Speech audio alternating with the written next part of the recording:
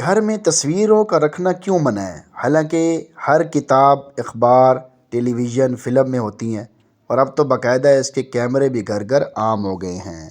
یہ اس وقت کی بات ہے جب موبائل اتنا عام نہیں ہوا تھا، اب تو موبائل بھی اتنا عام ہو چکا ہے۔ میری بہن، کسی برائی کے عام ہو جانے سے اس برائی کا برا پن تو نہیں ختم ہو جاتا۔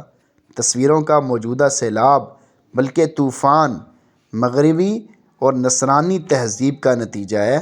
تمام مذاہب میں صرف اسلام کی خصوصیت ہے کہ اس نے تصویر سازی اور بت تراشی کو بدترین گناہ قرار دیا ہے اور ایسے لوگوں کو ملعون قرار دیا ہے، اس لیے کہ یہی بت تراشی اور تصویر سازی بت پرستی اور شخصیت پرستی کا زینہ ہے، سیڑھی ہے، اور اسلام مسلمانوں کو نہ صرف بت پرستی بلکہ اس کے اسباب و ذرائع سے بھی باز رکھنا چاہتا ہے۔